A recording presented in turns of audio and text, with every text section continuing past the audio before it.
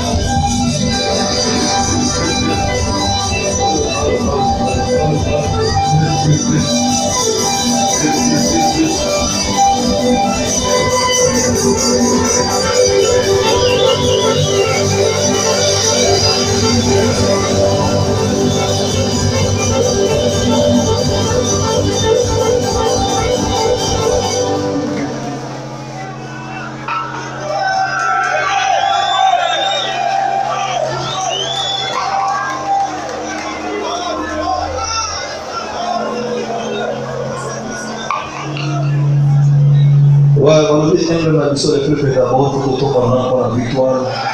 Voilà, merci, merci. C'est une vacances.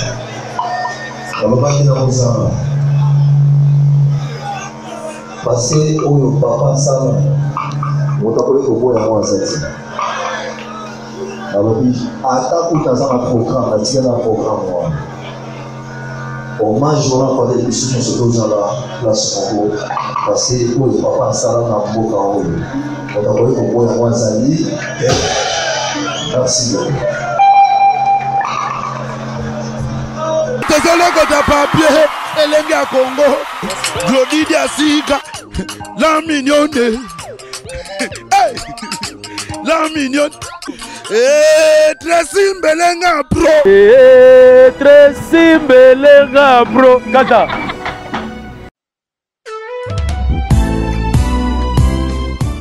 Chez Grâce Beauté Cosmétique Paris, Binda Francine, la fondatrice de la marque Grâce Beauté. Vous avez constaté depuis hier, vous avez reçu des messages sur votre WhatsApp. Grâce Beauté a changé de numéro de téléphone. Oui, Grâce Beauté a changé de numéro de téléphone pour mieux vous servir. Toute notre équipe s'y mobilise. Donc voilà, nous avons changé notre numéro WhatsApp. Le numéro d'avant, c'était uniquement WhatsApp. Maintenant, vous pouvez aussi nous appeler en appel normal. Surtout, ne vous inquiétez pas. Nos clients, donc clientes, partout dans le monde, c'est toujours Grâce Beauté Cosmétique Paris au service de votre peau. Vous pouvez nous contacter sur notre numéro WhatsApp au 006 23 22 60 et 13. 60 et 13. Voilà. Pour ce pas la biso, à la solution là. Au bangate. Donc maman, utiliser des produits, il y a des hydroquinone, des javel, des tubes, des sulfate. Au bangate, dernière chance ya pour sonayo et ça la Grâce Beauté. Tout ça là kaba produit naturel à base de fruits pour réparer ba poso. Ba papa bobo sanate pour na mandefu to réparer kapé ba bouton ya mandefu. Ba mama toza wana pour arranger poso, pour sa uniformité. Kolongola ba nduta kolongola ba tâche. Donc boya bozala bienvenue la Grâce Beauté. Wow!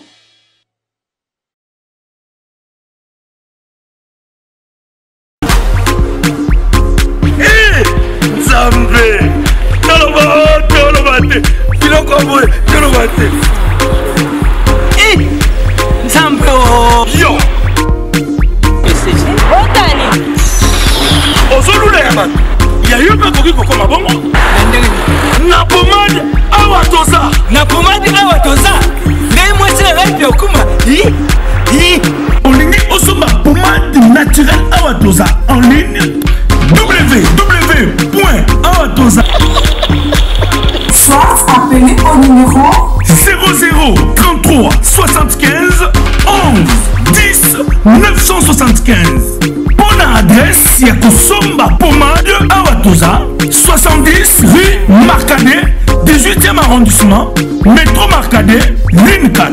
Pomade Awatoza, et Salamina Banamboka Congolais, Nabanzete Yamboka Congo, Bokeba na Pirate. pour la COVID Sabamole, Nipende Sinapetolo. Somba gamme ya pomade Awatoza, masse yango na ba parti oyo lingi evimba. Sima ya 3 mois, on fait résultat.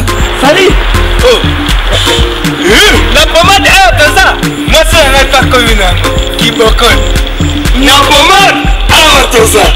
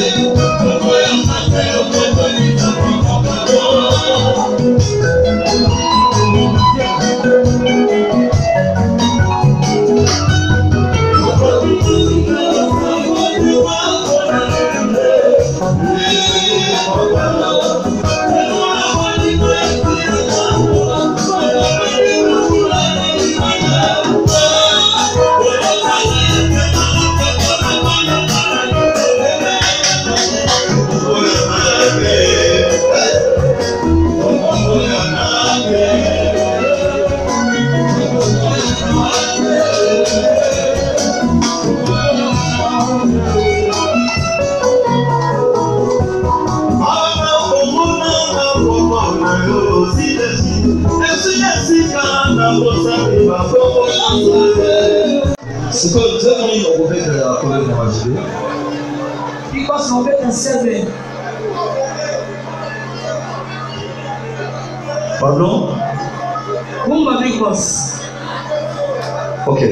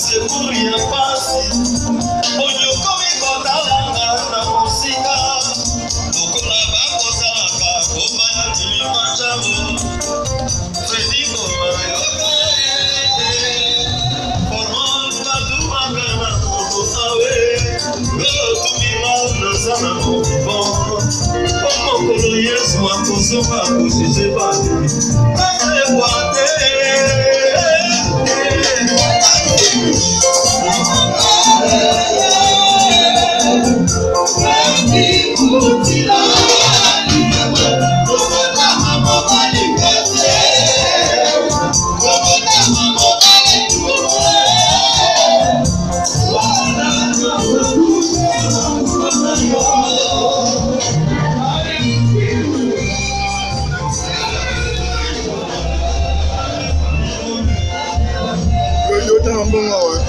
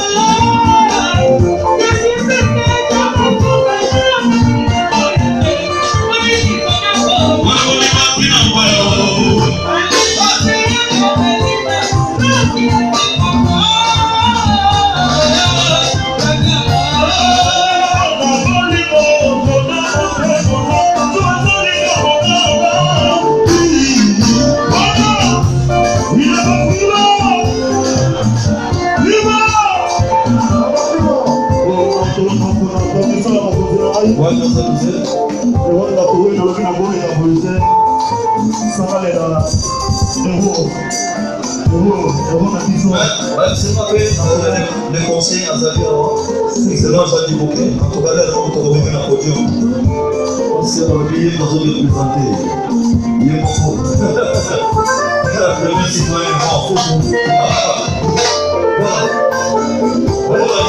On va lui faire un niveau. On va finir la permission d'ailleurs. Voilà. Il va aller la héros national. Ça va être plus difficile au moment où allez, la haine, on va aller pour. C'est la haine, il faut pas faire.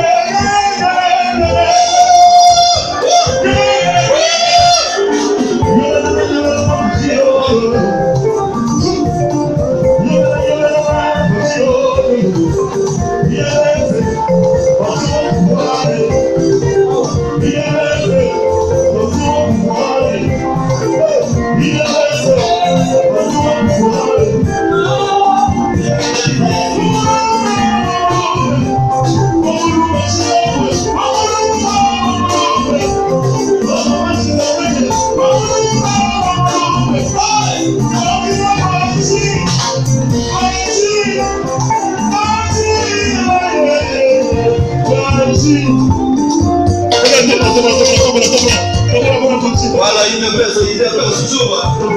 Peuple d'abord.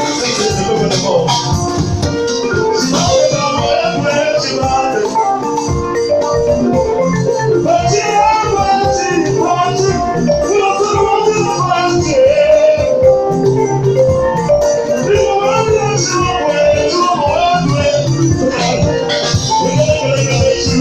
you.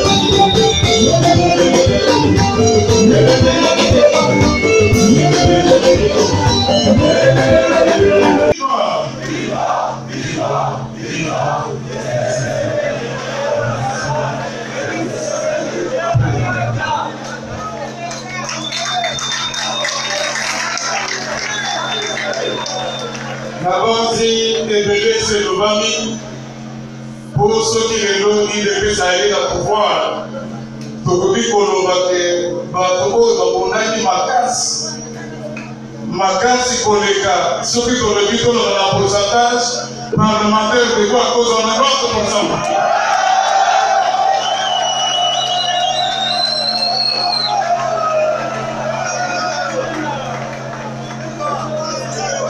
Mais c'est pas dit les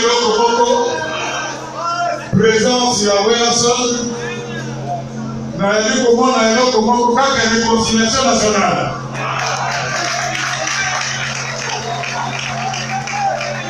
Mais pour ça la biso et sous quand la concert donc vous allez essayer de tomber na base na biso.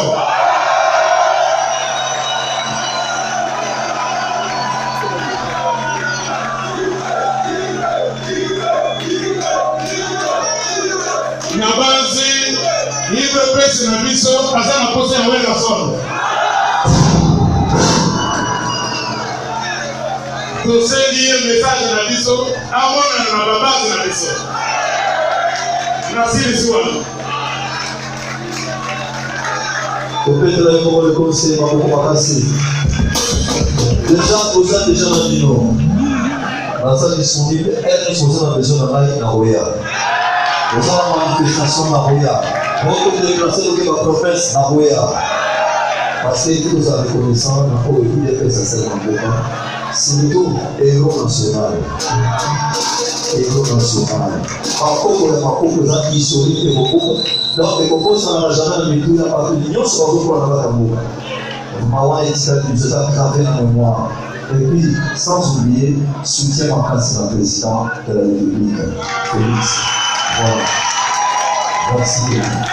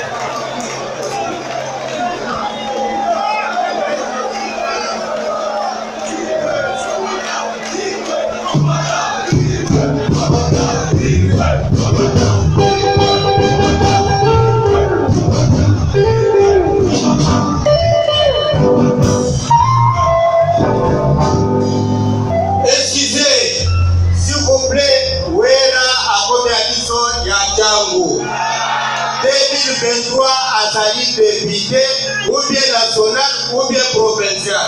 Merci.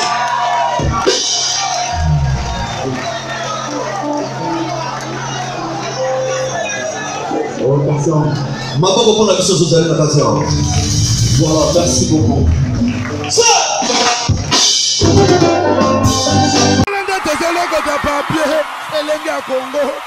Glodidi Asika, la mignonne. Hey, la mignonne. Tracy Mbelenga bro. Tracy Mbelenga bro. Kata.